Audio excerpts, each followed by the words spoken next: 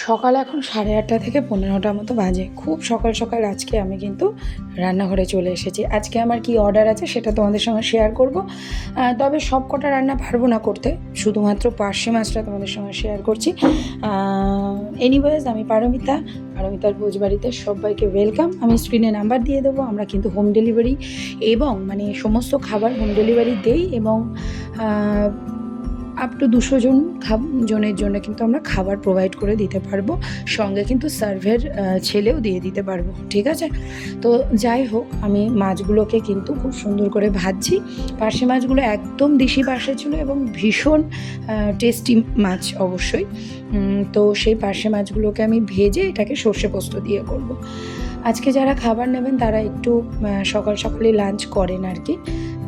তো যাই হোক, আমি পোস্ত আর সর্ষে বেটে নিয়ে আসি চট করে।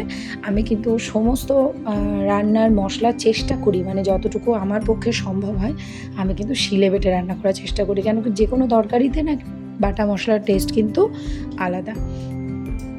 যাই হোক, তো আমি স্ক্রিনে নাম্বারটা দিয়ে দিচ্ছি, আর ঝটপট করে অর্ডার করে ফেলো আমাদের পারমিতার ভোজবাড়িতে। আর আমাদের রান্না ভালো লাগলে তো অবশ্যই ভিডিওগুলো লাইক করো, আর ভালো লাগলে তোমাদের হোয়াটসঅ্যাপে স্ট্যাটাসে দাও, শেয়ার করো। প্রচুর যাদের খুব দরকার আছে বা তারা ঘরের রান্না চান অথচ টেস্টি, একদম সেরকমভাবে কিন্তু যেমনটা আপনারা চান আমি তেমনটা কিন্তু রান্না করে প্রোভাইড করে দেবো।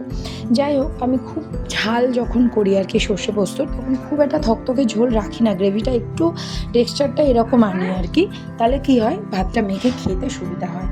যাই হোক, কেমন লাগলো আজকের ভিডিওটা? ভালো লাগলে অবশ্যই সঙ্গে থেকো, পাশে থেকো। Thank you, tata.